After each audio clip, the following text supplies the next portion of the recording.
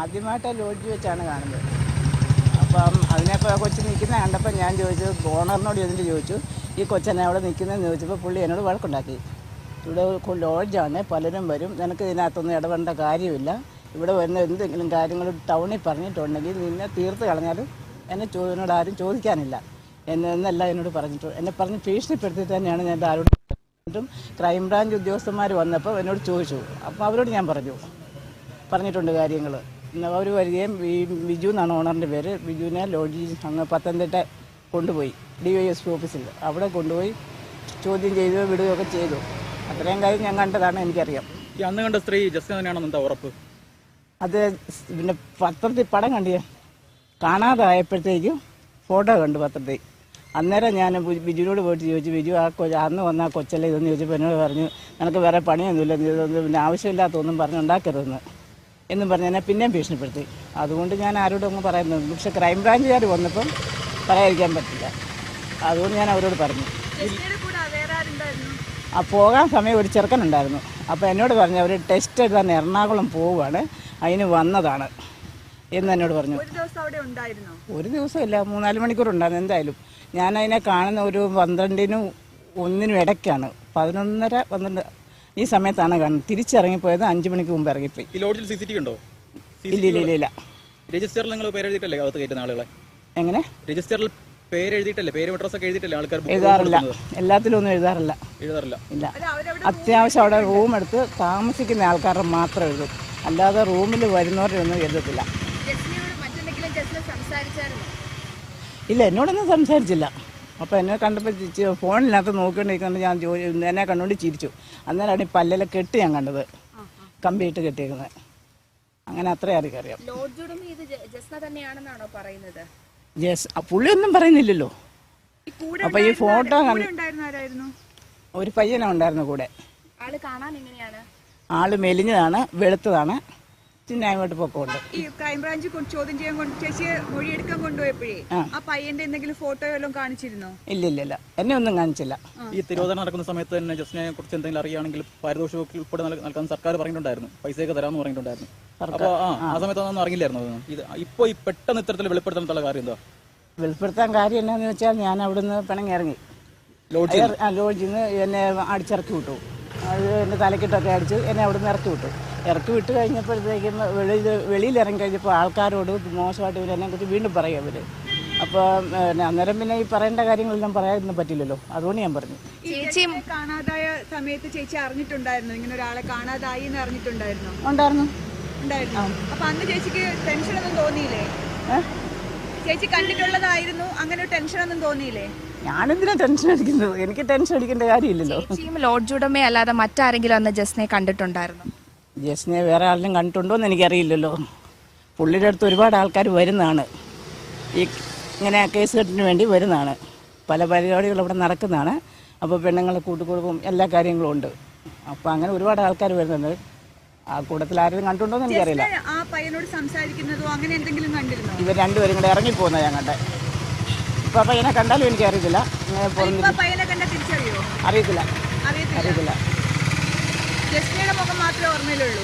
ജസ്നയുടെ മുഖം അറിയാം, ശരിക്കും ഓർമ്മയുണ്ടാകും. പക്ഷെ അന്ന് ഞാൻ അതിനെ ശരിക്കും ശ്രദ്ധിച്ചു, കാരണം ഒരു കൊച്ചു പെണ്ണല്ലേ വന്ന് നിൽക്കുന്നത്, അതുകൊണ്ട് ഞാൻ ശ്രദ്ധിച്ചു. ചേച്ചി കാണുമ്പോൾ എവിടെ നിൽക്കുമായിരുന്നു ജസ്ന? ലോഡ്ജിലോട്ട് കയറുന്നിടത്ത് കൈവിരിയുണ്ട്, സ്റ്റെപ്പില്, അത് ചാരി നിൽക്കുമായിരുന്നു. പിങ്ക് കളറില് ഡ്രസ്സ് വിട്ടു, ഇപ്പോഴും ഞാൻ ഓർക്കുന്നുണ്ട്. ഒരു റൂം എടുത്തിട്ടുണ്ടായിരുന്നു, 102 റൂമാണ്.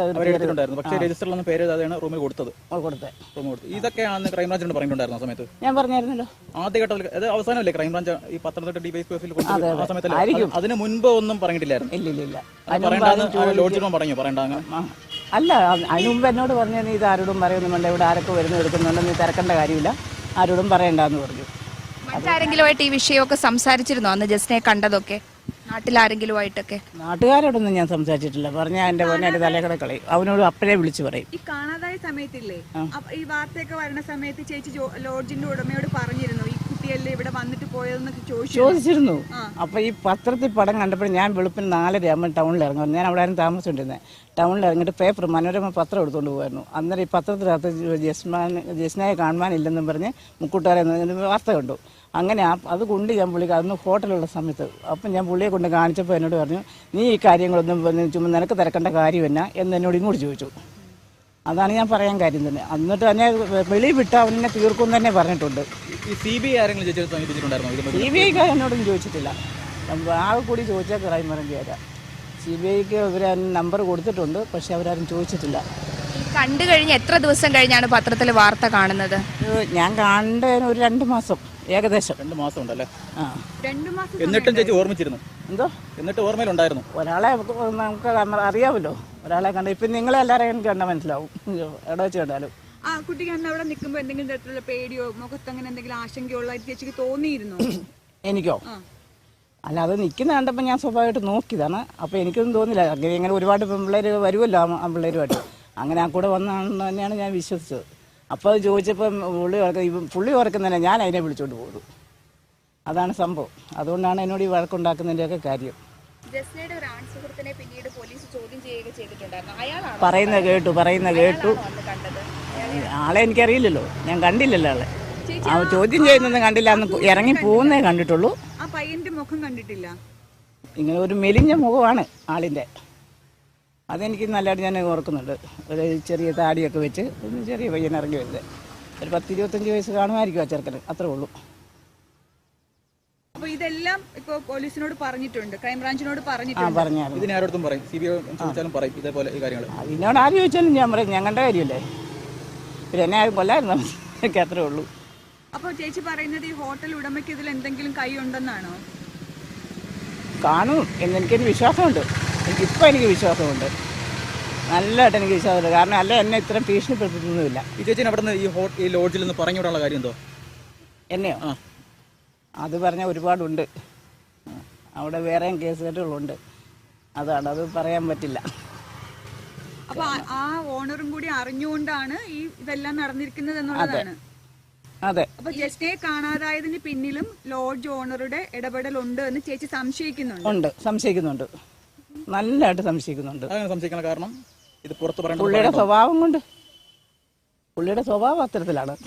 ഏതെങ്കിലും പെൺകുട്ടികൾ വരുമ്പോ ഇതുപോലെ പോയി ചോദിച്ചിട്ടുണ്ടോ ഇതാരാണെന്ന് ചോദിച്ചിട്ടുണ്ട്? ഏത് പെൺപിള്ളേർ വന്നാലും ആര് വന്നാലും ഞാൻ ചോദിക്കും അത് എവിടുന്ന് വന്നാന്ന് ഞാൻ ചോദിക്കും.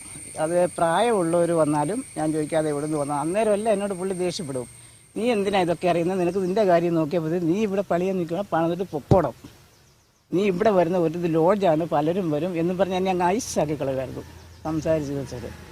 അപ്പോൾ എനിക്ക് ജസ്ന വന്നിട്ടുള്ളൂ അവിടെ? എന്താ ഒറ്റ തവണ ഞാൻ കണ്ടോളൂ. പിന്നെ കാണുന്ന ഈ ഫോട്ടോ അല്ലേ, പത്രത്തിൽ കാണുന്നതല്ലേ, അതുകൊണ്ട് എനിക്കറിയില്ല. ലോഡ്ജിന്റെ ഓണർക്കെതിരെ ചേച്ചി എന്തെങ്കിലും പരാതി എല്ലാം കൊടുത്തിട്ടുണ്ടായിരുന്നു പോലീസിൽ? ഏതെങ്കിലും വിഷയത്തിൽ? എങ്ങനെ? ലോഡ്ജിന്റെ ഓണർക്കെതിരെ ചേച്ചി ഏതെങ്കിലും പോലീസിലോ പരാതി എല്ലാം കൊടുത്തിട്ടുണ്ട്? ഹൈക്കോടതി കേസാ. ഏത് വിഷയത്തിലാ? എന്ത് കാര്യത്തിലാ? ഞാൻ 24 വർഷം അവിടെ ജോലി ചെയ്തിട്ട് 14 വർഷം ജോലി ചെയ്തിട്ട് എനിക്ക് പൈസ ഒന്നും തന്നിട്ടില്ല. ഒരു പൈസ തന്നിട്ടില്ല? ഇല്ല. തരുന്ന പൈസ റൂമിന് വാടകയായിട്ട് അവനങ്ങ് മേടിക്കുക. നല്ല റൂം തരുന്ന അതിനകത്ത് വാടക. അത് ഞാൻ വൃത്തിയാക്കി വേണം ഞാൻ കിടക്കാൻ പോലും. അങ്ങനെയൊക്കെയാണ്. അതുകൊണ്ട് പിന്നെ അതിനിടയ്ക്ക് ജാതിപ്പേര് കുത്തിച്ചേർത്ത് വിളിക്കുകയൊക്കെ ചെയ്തു.